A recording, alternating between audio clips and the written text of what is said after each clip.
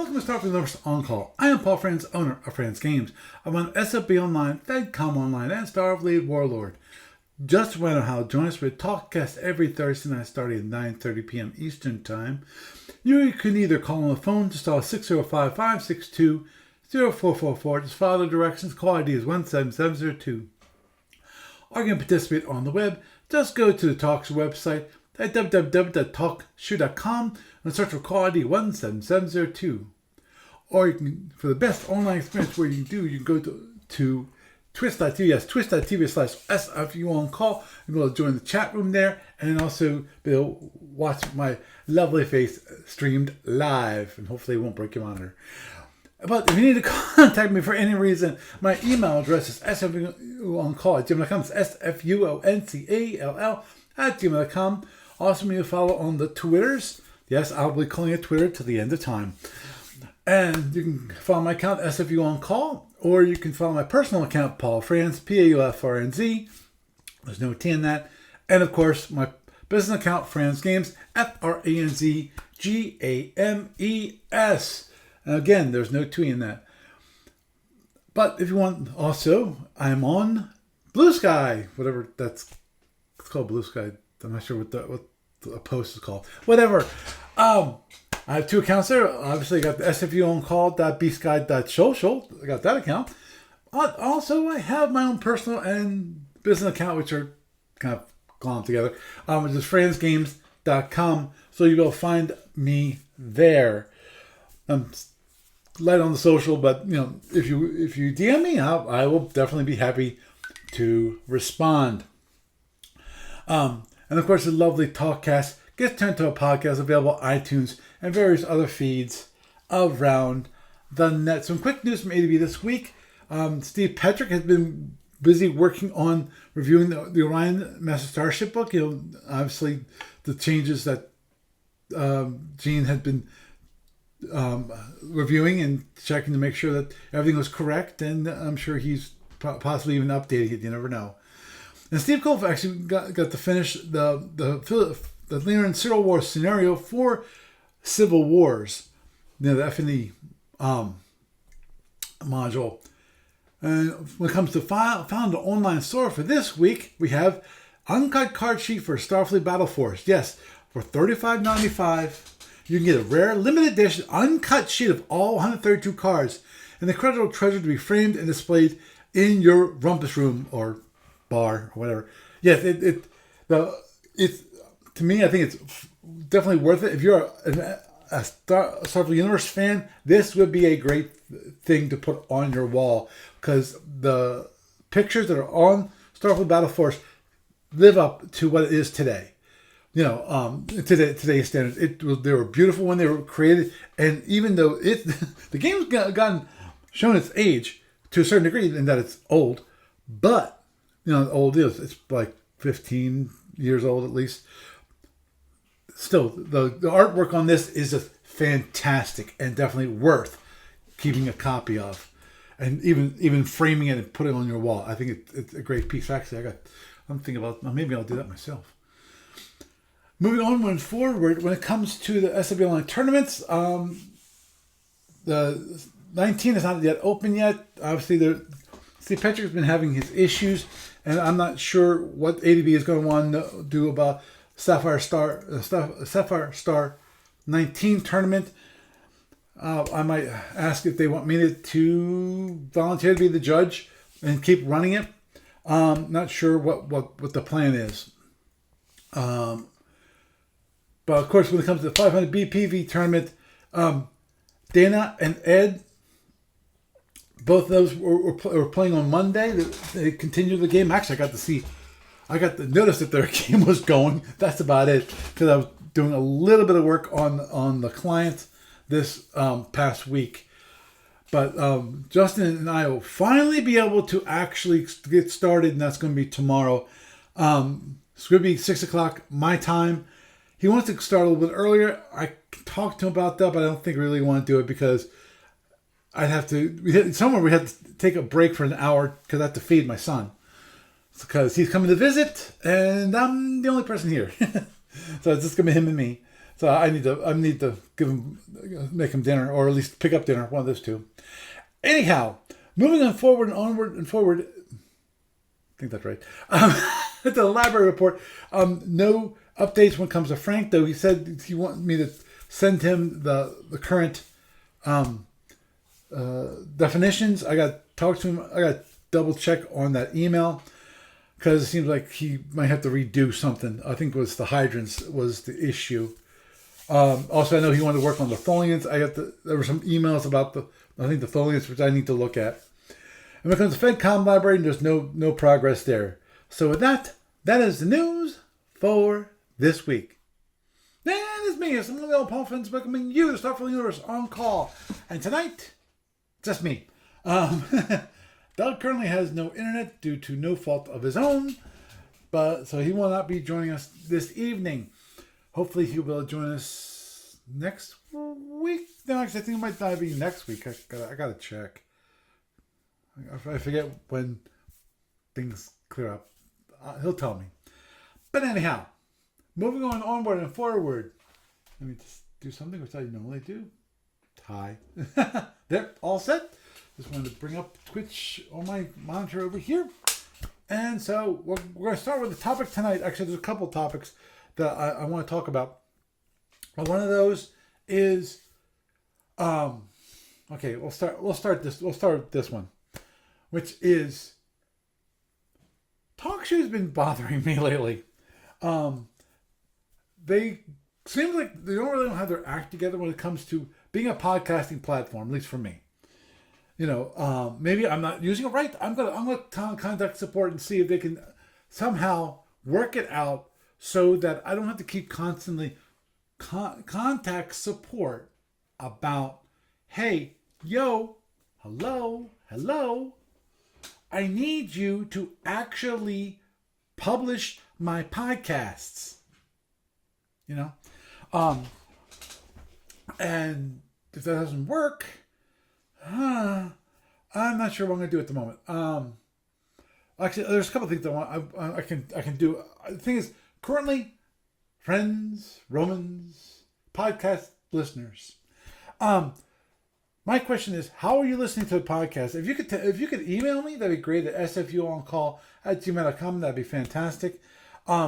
Because currently, one thing I'm thinking about doing is getting off of Talkshoe, at least, whenever I can. I moved from using possibly, what currently it is, which is Talkshoe, to maybe using Zoom as my live platform, because I have a Zoom account. That means people can dial in to my Zoom room. I just got to check to see how I need to set it up, because I know I have to set it up so that I'm the controller of who's muted, who's unmuted, that kind of thing. I'm pretty sure I can do that. Basically, making it more like a webinar format, maybe. Possibly not. No, I want it to be a meeting, but I want to be under control. And also, obviously, I have to accept those people in. Have to do I forget what it's called. They have a room. You have it so that people first come into your Zoom room, and then you can say, oh yeah, you can accept him and bring them in. That's the cutback on scammers, and all our miscreants. And then the idea is possibly moving the feed over to my website. That's one thing I need to look into. I need to look into Apple, because currently only Apple is the only one that currently has a feed. Have Apple's, you can get Apple's, also you can get it directly from my SFB on Call website. You can get the link there.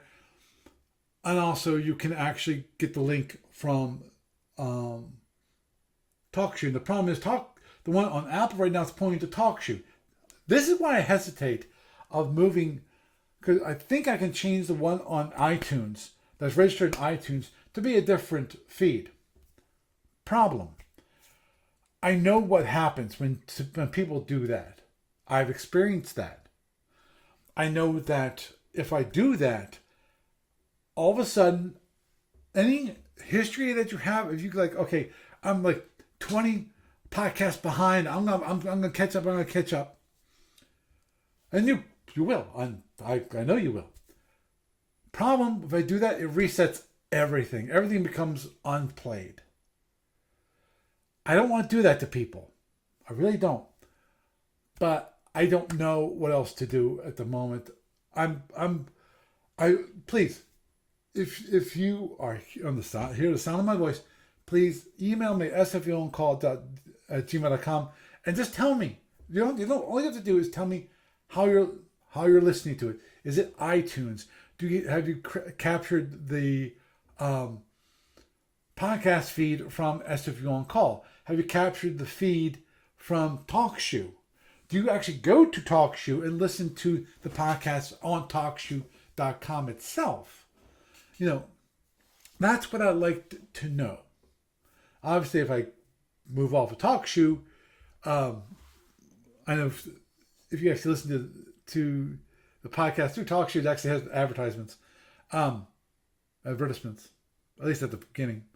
You won't be hearing that if I change the feed to my own feed, because I don't have advertisements in my feed that I actually put in myself, unless you call, the Found an Online Store an advertisement for ADB. If it is, it is. This is about ADB's products, as you know. Obviously, some of the things that I do with ADB products, licensing, like SFB Online, that's one of those things that I do. And obviously you guys hear about it because I'm the developer of it, and also the maintainer and proprietor of both this and Starfleet Warlord. Both of those use the IP property of ADBs, and that's all about SFU on Call. That's the whole thing this is about. Kind of. The part of it was supposed to be build a community. Actually, I had a nice community at the beginning. Things people have moved away, and that's fine. Obviously, my regulars that call in, I'd have to actually give them a new way of doing that. But this is something I'm thinking about at the moment. I'm going to first contact support. That's first move. First move is contact support, and also check on iTunes Connect to check on if I can change the feed. I'm pretty sure I can, because I've seen those things happen. It's kind of, but please email me about that so that I know that if I do move, what will be in the ramifications to y'all, to the listeners, because I really want to know. Because if I do move, because I can move, as I said, now that I've talked about this in the past, I really have, especially when Talkshoe was taking a nosedive. I was thinking about moving because it seemed like there was going to be just closing up shop. Then somebody bought them, and it was brand new world. And the problem is, it seems to be going a little down. I'm not sure how much of a platform is being used. How much, if there might be closing shop at any time. Because there's some glitches in the system when it comes to podcasting that are not really good. I'm willing to bet that Talkshoe is a great place for meetings. For a way to dynamically, quickly create a meeting, have people talk online without a lot of, you got to download this client and or this app and then do this. Yeah, it's great for that. It's just that I need it to be a podcasting platform that it will consistently release my podcast. And I like to know, is there something that I'm doing that the system doesn't like? For all I know, the one thing that I do that they might not like is I do my own recording and then I edit it. Because for those who are live, they know this. For those who are not live, you might not realize this. And that is, I record in two phases. I record earlier in the day, usually like half an hour before the podcast begins. And for those of you who have been with me from the beginning, I used to actually record it live. the news portion live and then move directly into the rest of the podcast. And that's why I would start it like early. I'd start like maybe 20 after 9 or something like that, and then go from there and just move right into the podcast, which was kind of awkward. But at the moment, what I do is I record early, and then I put, I slice that, and I put it at the beginning of the podcast, and then I have the live portion of the podcast, which I'm sure anyone who's listened to the podcast long enough knows knows how that seems to. I do that transition, and you can tell. Oh, I go from welcome to the Starfleet Universal on Call. I'm Paul Franz. To hey, it's me. That's pre-recorded to live.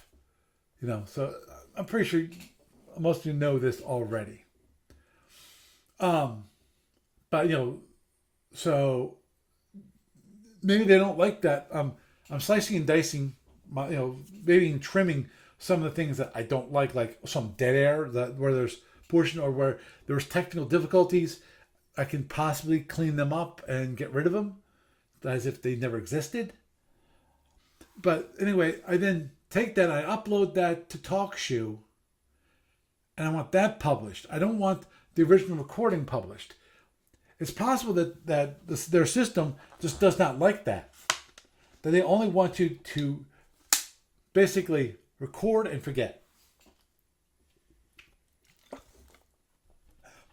So as I think Dave Hamilton would put it, is basically live to tape.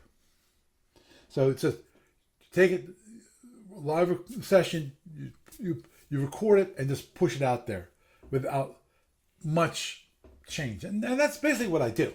The only thing I do is I add the news portion because of it. Because I want the news portion, and I think it's important to have that stuff at the beginning before I get into the topics for discussion for the evening. And this evening, for me, I start this as I said 9:30 p.m. Eastern time. I'm Eastern time, fortunately. Sometimes not fortunately, but that's why sometimes I have to cut off a little bit early because I need to get some rest because I do have a day job. This is my only thing, and Lord knows I'm glad it's not my only thing because I'd be living out of my car or possibly living on the street, and I wouldn't have a computer, I wouldn't have a car, I wouldn't have anything. But anyway, sorry, went down that rabbit hole. So that's one thing I'm thinking about doing. Obviously, if I move away from Talkshoe, everything's going to be from SFU on Call, the website, including the Zoom link to invite people to come to the live show. I will still do this. For those of you watching on the video, I'm pointing to my iPad. That's Twitch. I'm still going to stream live to Twitch also. I've not. Obviously, I'd have to work out the details on how to get that all set up so I can stream to both platforms. I don't think that's going to be. That should not be too difficult. I'm not sure about that thing, i.e. the camera. And how streaming that in OBS and streaming on Zoom would work. I might have to. There's something called a virtual camera in OBS, and I'm not sure if that's what I need to do.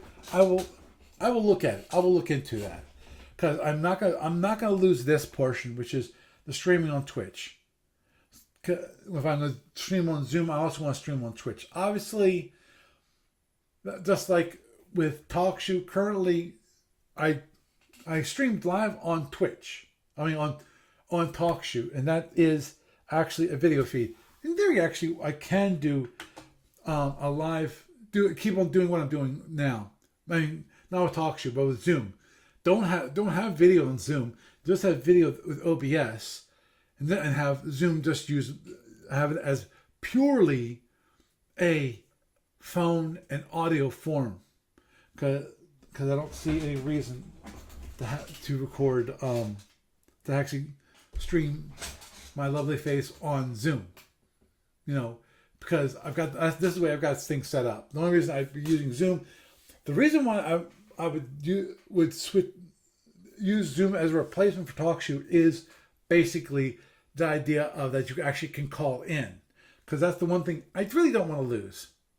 Because we have Gary, we have Barry, we got some people that actually call in.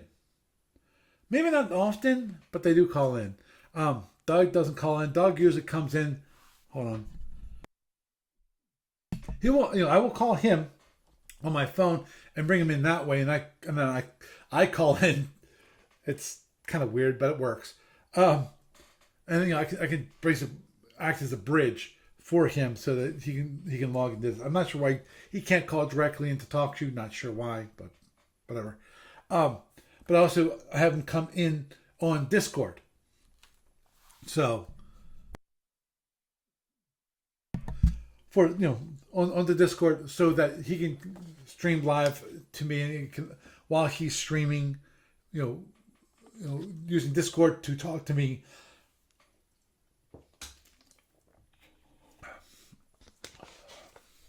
Hold on.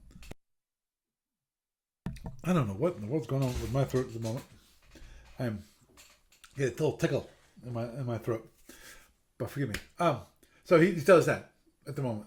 So he doesn't call in very often.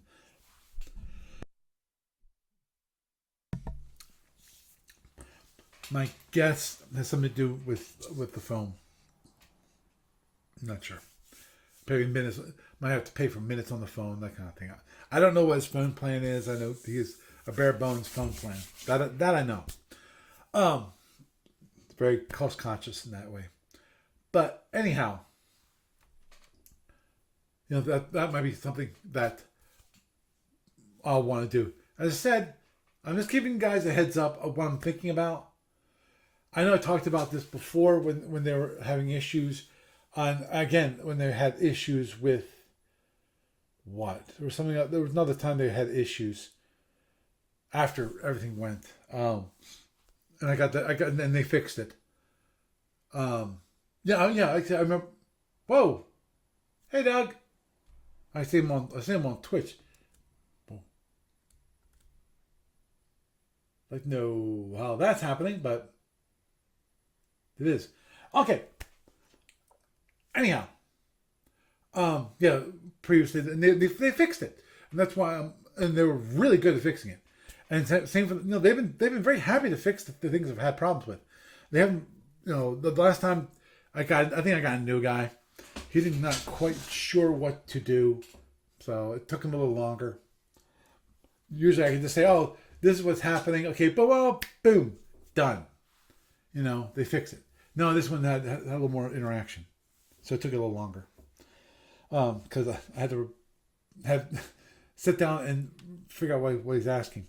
But anyhow, so that's going on. That's the heads up that things might change. I will not move. I promise you. I will give you at least a month's heads up when it comes to moving, so that people have plenty of time to get caught up, to hopefully hear the message before I move. I will probably also keep an eye out on my sfuoncall.com website. Obviously, if you don't see anything from me, actually, we did have one person actually said, "Hey, nothing's happening on your Talkshoe. I've reached the end of the feed." And then I said, "No," because it had been published for like 4 months, and not because I didn't know. Now I keep my podcast on my podcast. I have my podcatcher, i.e. iTunes, the podcast app for my phone. So I actually can keep an eye on, hey, this has not been published. Okay. Oh, that's probably my own hand. Whatever. Yeah, that's probably what it was. Anyhow, so keep an eye on that. Okay, número dos. Topic dos. That's one thing that um, Steve Cole is basically reporting, and please keep him in your prayers, please. Patrick might not be able to get back to work. He's in the hospital, and and they're currently unsure if he actually can return to work. I just read this tonight. It got posted like five o'clock this evening, my time. I think it's my time. Yeah, I'm pretty sure it's my time. Now, and he's possibly looking for a Sapphire Star judge. Now, so what I'm thinking about doing when it comes to that is I'm thinking about offering my services. He said that basically he'll pay the person $25 a tournament to judge. I'll do that. Actually, reminds me, I got to pay them. I owe them some money. I got to figure out how much I owe them. And because I have to look at PayPal and so forth. I know I'm a little behind on those things. But anyhow, I'll volunteer for the $25. I'll volunteer for free. If you can't pay me the $25, then that'd be fine. That just means I wouldn't be playing in the tournaments, which is fine. I don't play that often. Actually, I have to get together with Jeff Clark on another tournament that he's playing with, I'm playing in. And then of course I had the one with Justin, so I'm playing that. So I'm getting time on online client. I'm getting time actually playing. So I'm hoping to. I figured that I can be a better judge in that. I'm hoping I will be more responsive than Steve Patrick, because I know Steve Patrick does have some issues. Hopefully, I can do a good job judging. Obviously, if I am a judge, I cannot play in the tournaments because that's kind of bad in my poor form in my mind. So I will not be playing in the Sapphire Star tournaments anymore if Steve Cole takes up my offer for me to become the judge. So I'm going to email him maybe today or possibly tomorrow. Obviously, the big thing for tonight is that after the podcast is over, I try to wrap things up really quick, put things together, shove them out the door, and then have me go to bed. Because I have to get up bright and early. So I'll have to wait and see on that. There is one thing I have to look up actually is that my understanding is that it's time to run the Crown tournament, which I need to check up on the rules for the Crown tournament. I know they take, I think it's the previous 4 tournaments, and then they create a trade from that, and I forget what the selection process is when it comes to the ships. I'm assuming that what happens with the ships. I'm seeing 20. I only see the one. I see the Sapphire Crown for 2020. Let me just look at this for a moment. Okay.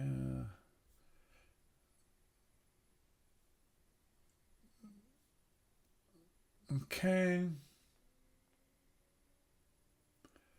Bum, ba, ba. Okay. Yeah, so it's like 4 of the last winners. We might start with 19 and not worry about the Crown tournament at the moment. We'll have to wait and see on that. But anyhow,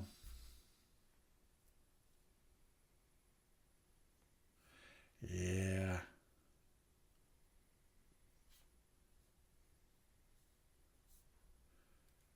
Okay. Yeah. But, obviously keep Patrick in your prayers. I think Patrick will be replaced as the judge for the staff. Some of our star tournaments. Um, Hopefully, I can take it, and I should be able to do it. I think I can do a better job, given that I think I'm online a little more than Steve Patrick. Obviously, I know that means I have to keep an eye on things, and I might even have to create a separate account for just judging, so that people can, so it doesn't get, so those emails don't get buried in the rest of my emails that I get. That's the great thing. I actually have this one email account, which currently, actually, the amount of email is growing and growing and growing as I get that email address out there for different services and so forth. So it's like I one thing I did notice about that email account, which is I enjoyed being able to have it so that basically it was kind of zero inbox, and I'm going, that would be nice. That's why I'm thinking about maybe I should create a separate a judging account. So I will, if Steve Cole will have me, then I will set up a separate email account just for judging, and hopefully people will contact me via that. So that, and I'll definitely encourage people to do that. So if this is about the tournament, send it to this account, so then it will come up more readily to my attention. Because Lord knows there's some other accounts which get buried. And my Andromedan account on SFB Online, that one gets buried sometimes because I still have a lot of email which I need to go through, some old unread emails. Some of them are years old that I still need to go through. And I really want to go through. I want to get that set as nice and cleaned up. I just need to figure out what to do with this. I got to go through the emails, delete them, and so forth. I'm not declaring bankruptcy. Basically, for those of you of the inbox zero crowd, you know what I'm talking about. That is the whole deal of calling inbox bankruptcy. Take everything in your inbox, throw it in the trash, and then tell anyone, okay, if you don't hear from me, and you tell anyone of your inbox that you correspond to a degree, email them going, okay, I've declared bankruptcy, email inbox bankruptcy. If you don't get a response from me that you're expecting, please email me, because I delete that email. I think some people at my work actually should do that, just because of I've seen some of the emails inbox that go, they just drive me nuts. It's like 7,000, 8,000 unread in emails. It's like, people, what are you doing? What are you doing? Really? At least delete them. I'm not. I have my own system when it comes to email. If I do a quick read of the email, if it's not targeted to me, delete. There's a lot of, for example, at work, one of the things that happens is that there's one mailing list or mailing group that I'm part of, gets a lot of notifications from all the jobs that we're running. And it tells you whether it succeeded or failed. Well, not really succeeded, whether it failed. The thing is, I don't care, because I'm not part of that group that's actually responsible for fixing the problems, unless they email me directly and say, hey, Paul, can you look at this? So I changed it so that my email account for work automatically takes any failures and goes right into the trash. I don't look at them. I don't care if they fail, because it's not my responsibility. I'm just part of that list, so I can hear some of the discussion from that group. So and invariably, when I get into the morning, I have to delete somewhere around 80 emails, but I have to keep up to that, because otherwise, even though I'm on vacation, what I have to do is actually I have to go into my inbox and just delete things. they'll delete the things that are not important, that I think are not important, including some notifications that, hey, posting this, I'm deploying the latest build or whatever. But that kind of stuff can easily be automated in a lot of cases anyway. And the funny thing when it comes to email, that's one thing I noticed. Okay, I try a new method when it comes to notifying my group of, oh yeah, this, please read this, and you need to do this because otherwise things will be broken. I said, okay, let's try a different approach. I'm going to use a separate email account to send this, hoping that people are actually more likely to read it. I'm not sure. At the moment, I feel like I got better reaction to it, but I still don't have 100%. I'm still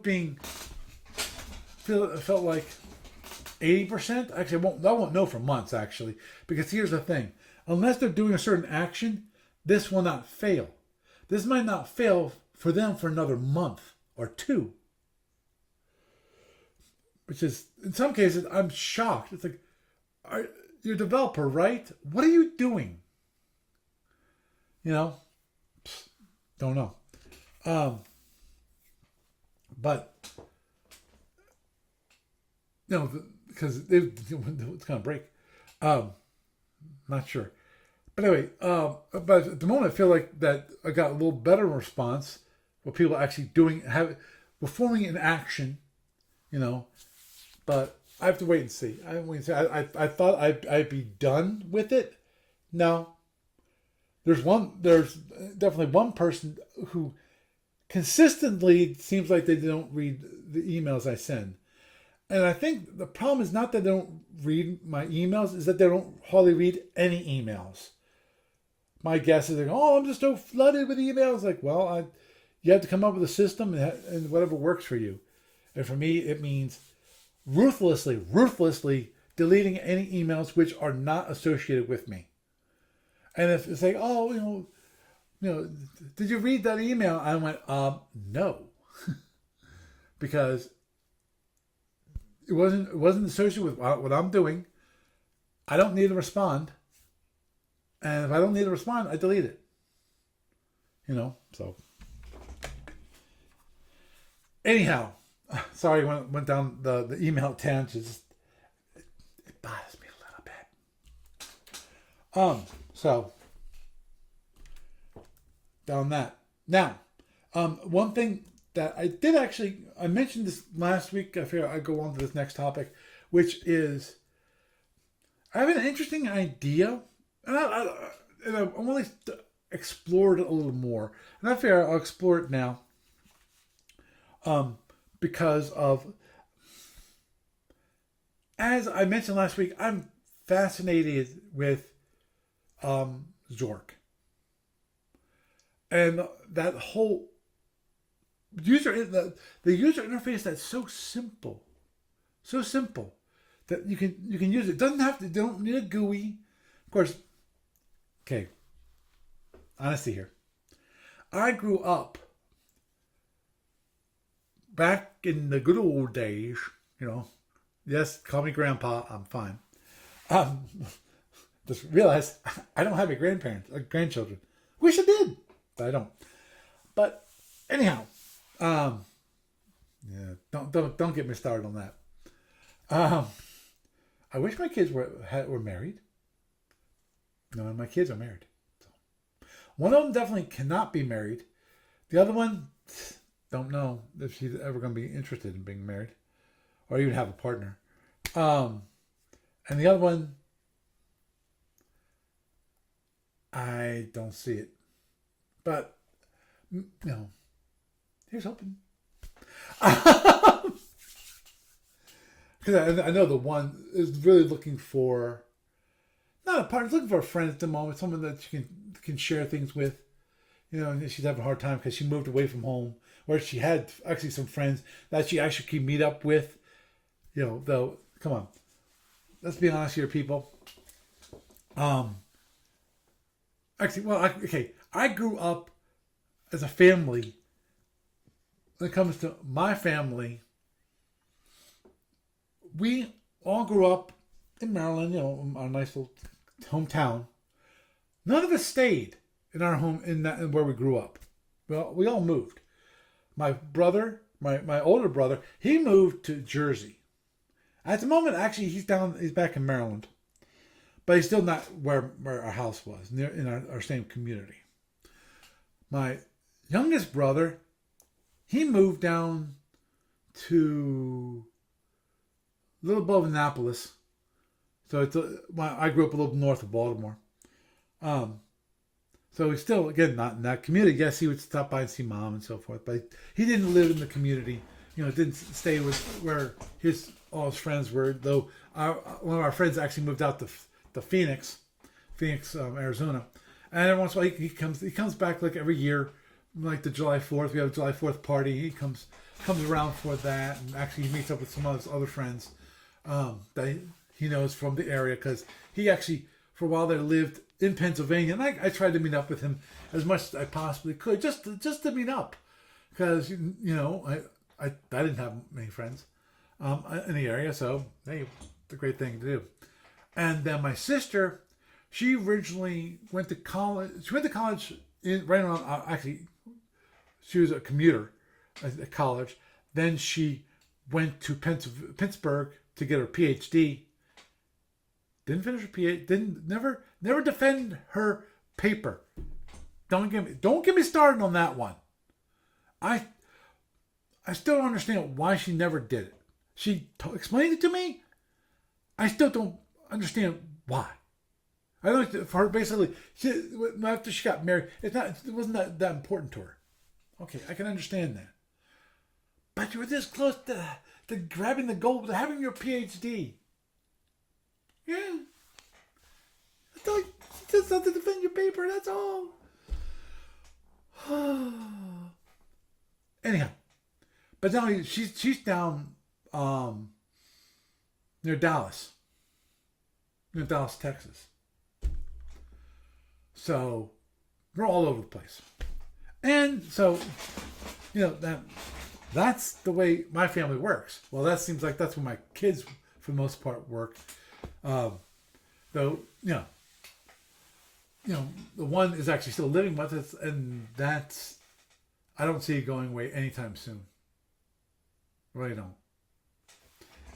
She is definitely a blessing to me. I am so glad she's around, because she is able to help my wife and I get other things done.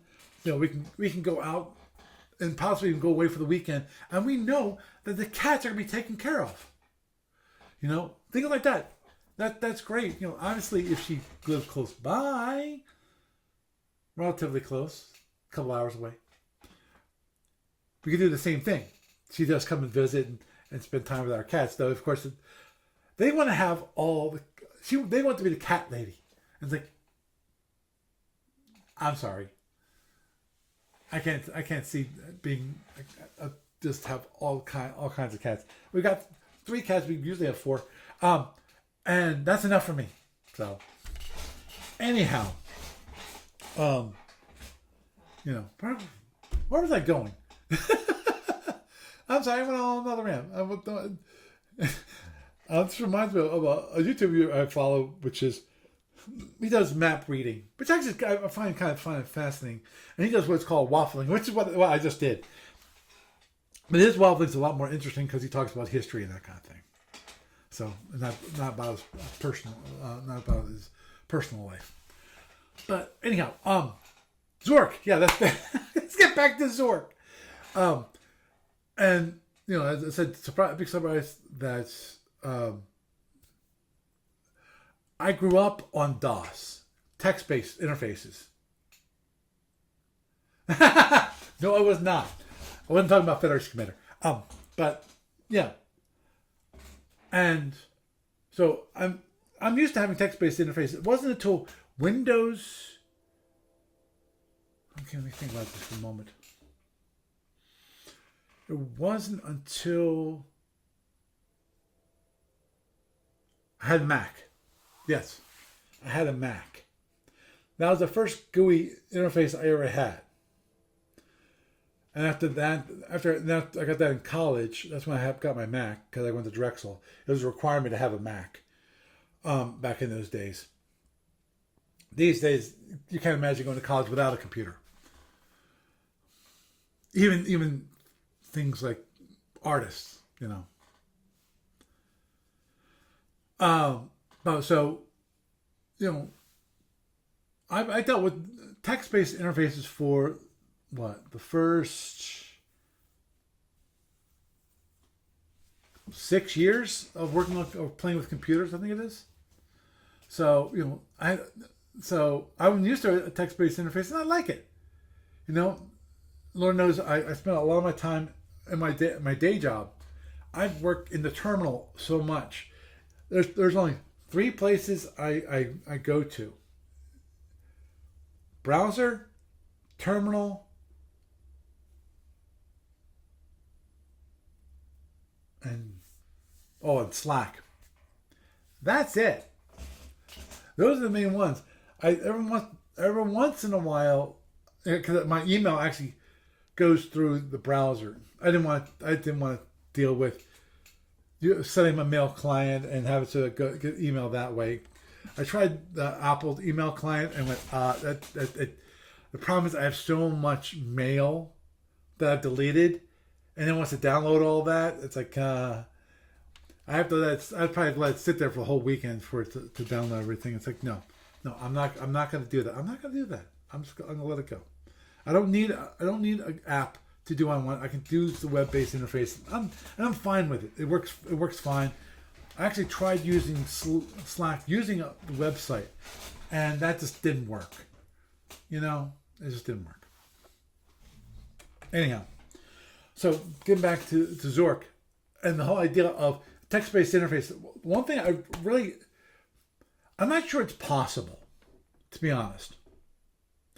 And that is, as you know, I think it would be definitely make it easier for accessibility, which I'm still not done improving the client when it comes to accessibility. I'm slowed down a little bit. I know I need to work on it more. I know I need to work on it more and release it again. Mainly the one feature I mentioned last week, one or two. I mentioned some features last week. One of them being the one thing which I definitely realized, which I have to I have in the fire decision window. I have to put in, okay, what's the status of the weapon itself, so that it can be read by a screen reader. Because currently, as I said, it's just a red line, and blind people can't read that because they don't see it, and the screen readers really don't recognize that. Oh, this is red versus black, you know. That, and also the whether the weapons can hit the target that's being aimed at.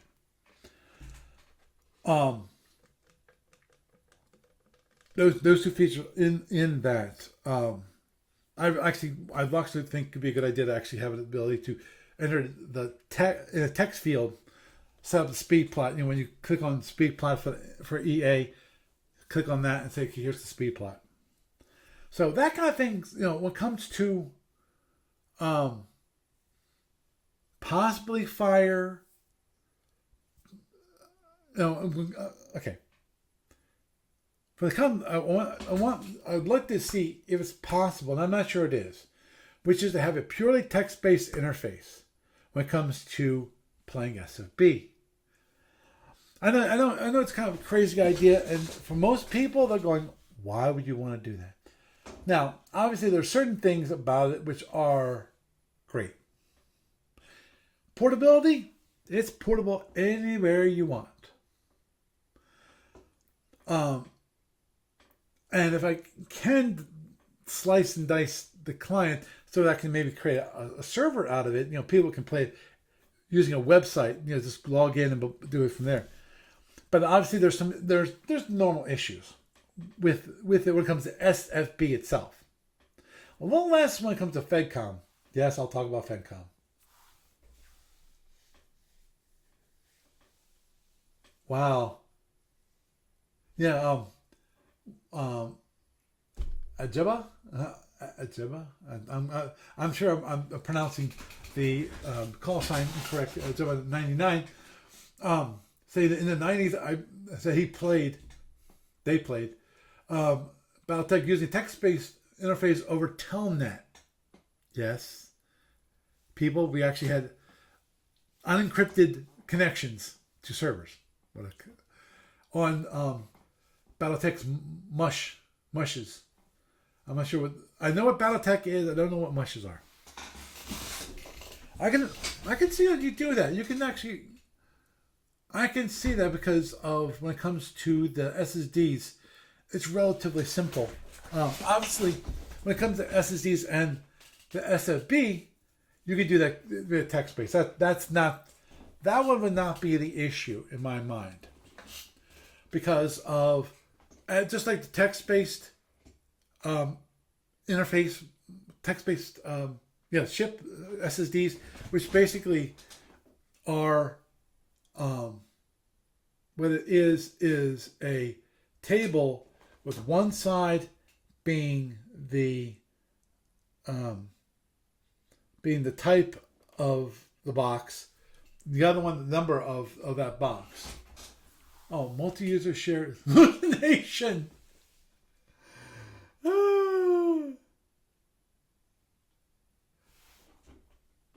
Dude, I gotta look that up. I'm sorry, people.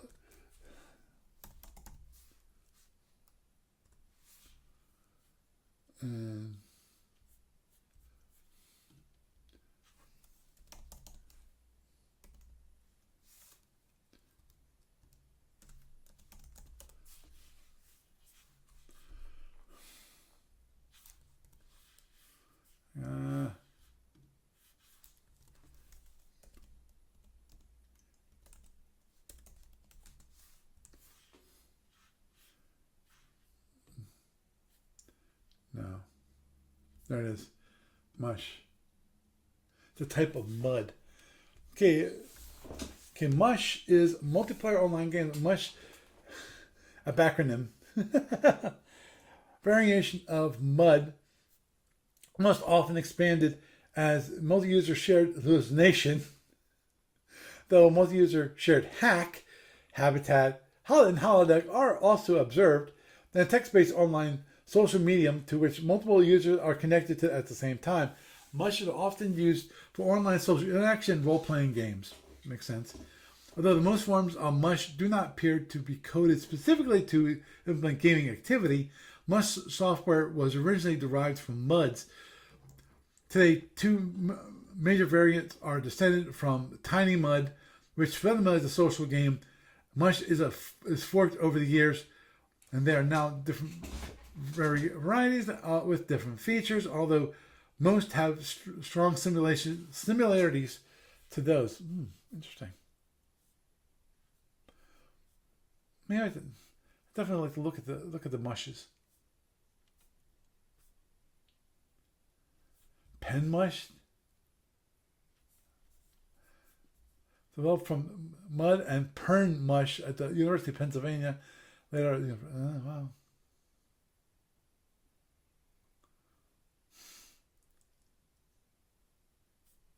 Huh. I'm going to take a look at this later. Obviously, I need to put down the crack pipe of looking at this kind of cool stuff. When it comes to having, a mush, whatever, text-based form of playing SFB, obviously some of it actually requires you to be thinking, and because, thinking, yeah, you're always thinking, but I think the term I wanted to actually use was imagine the board, and to a certain degree, possibly even have a board next to you so you can actually see where would that piece be on that board. Not necessarily, you don't necessarily have to have the pieces on the board themselves. Now, as I explained last week, I think having like the radar command, that idea where basically you have angles and so forth, so it gives you a better idea of where the ships are, yeah, that's great. You can obviously easily move the ships around the board. Okay, no problem. Then you start getting into the more difficult parts. I think the most difficult part, okay, easiest part I would think is setting a speed plot, because all you need to do is go slash, for those selected ships, you go, when you start a turn, you can say, okay, start turn, boom, okay, that will start a turn. At that point you're in the energy allocation phase, and that would, when you did that, it would report that back on the screen, going, okay, now in energy allocation phase. Now, setting a speed plot, obviously, relatively easy to do. Just do a slash speed plot, and then, as I said, give that format, which is one dash, the first impulse dash the ending impulse equals the speed. So if you want, in the case of obviously a speed plot, they just want 16. You should be able to just type like 16, and that does it for all 32 impulses. But if you want, like for the first 10, speed 10, you got 1-10 equals 16, comma, then 11-24 equals 20. So that's your speed increase to speed 20 on impulse 11. And then, comma, 25-32 equals 30. Not 30. Let's say 21. 21. So you slowly increasing, or possibly even have a decrease in there. Whatever. Doesn't matter. But that'd be the kind of format for a speed plot. Okay, relatively easy to do. Now, allocation, relatively easy to do. You could say, DAC on this ship. And possibly say, okay, what shields are damaged, and from those shields that are damaged, or slash damage, for that ship, and you say, okay, one, but based on the shields, shield 1, 2, 3, 4, 5, and 6. Now, obviously, when it comes to non-alpha ships, that will have to change, but I digress. And that can easily do a damage allocation, and it'll prompt you when you need to make a decision on, okay, which box to damage. And obviously that currently text-based ships can easily be shown, because you should be able to do, like the SSD for a ship, and it can easily spit that out, saying, okay, this, comma, this many boxes, this, comma, this, comma, this, and spit that out. So it's relatively easy to do. Okay, so far, no problem. Relatively easy. Now, the most difficult one I can see off the top of my head. Now, obviously, off the top of my head, when it comes to the doing it in text space, energy allocation. How do you do energy allocation?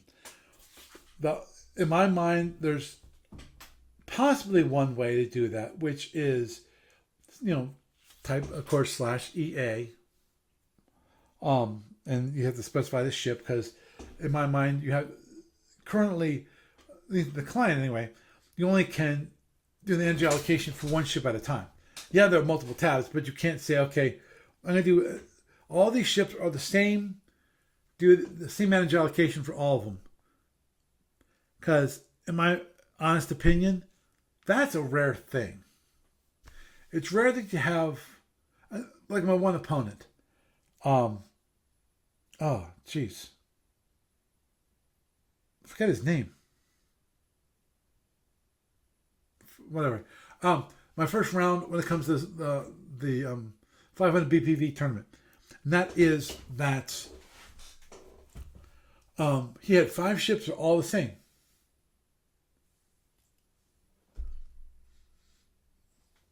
That is true.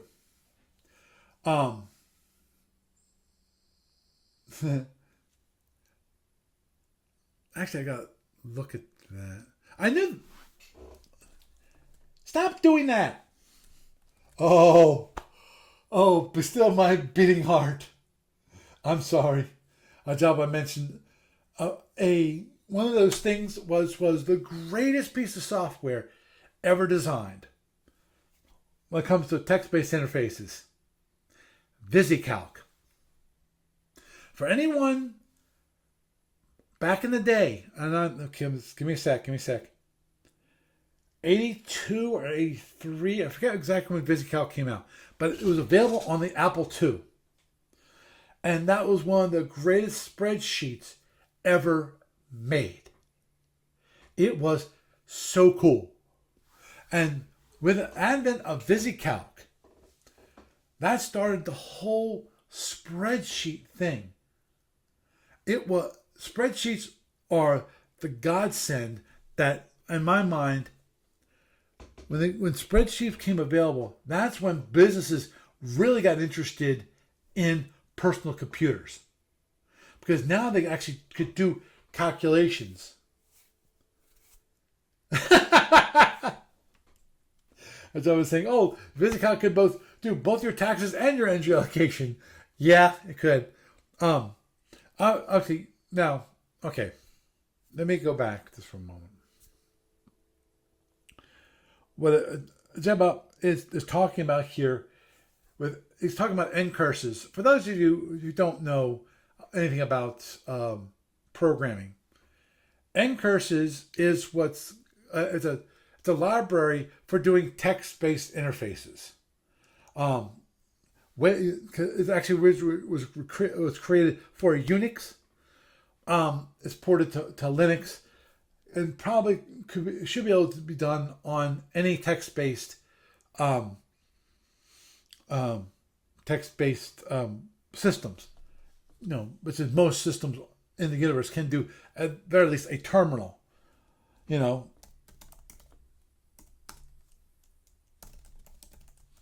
Okay, just don't mind me. Ba-ba-ba. Whoa, hold on. Okay, it looks like there's some.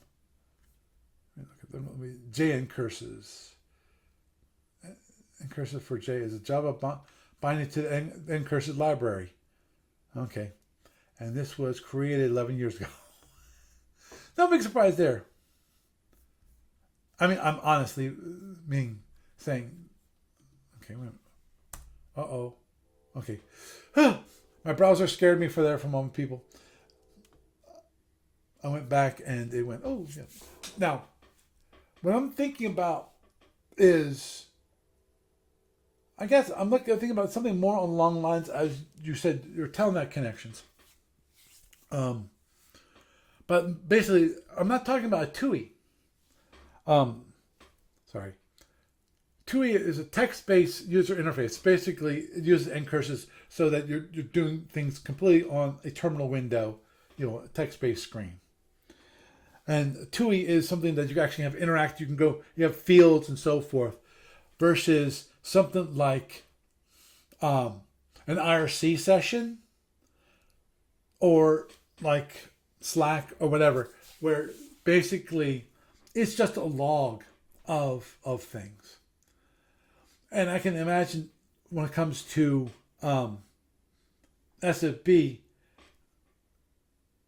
I was less picturing a TUI and more of an IRC based kind of thing with logs and so forth. And I can see when it comes to energy allocations, in theory, what you could do is actually have a prompting for each field. Okay, give a default value and then say, okay, what do you want the value to be? And then after you're done entering all the fields, then it'll spit it out and say, is this correct? And in some case, it might do some calculation, because when it comes to the SFB Online client, it does do some calculations. It does add it up and then tell you, okay, when it comes to reserve power, how much reserve power do you have? Have you allocated too much energy compared to how much energy you actually have available to you? Things like that, and it will actually do some addition when it comes to that.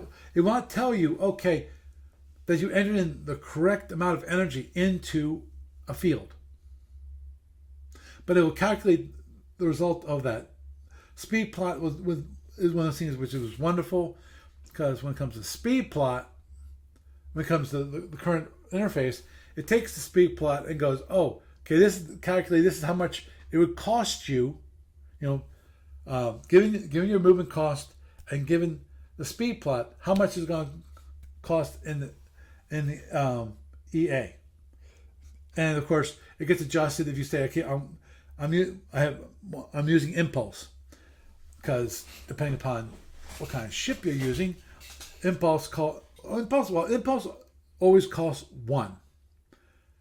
But if you're doing 2/3, running a 2/3 movement cost ship, then obviously it costs more energy to move your ship. If you're using that 1 point of impulse to move 1, so it'd be like, if you allocate to move speed 24, and then you say I want to use my impulse, then okay, now you're moving speed 23. You calculate that for 2/3 arming, 2/3 movement cost, and then you add 1 to it. So it's not the nice round number that 224 usually is, which is 24 movement times 2/3. That'd be 8, 16.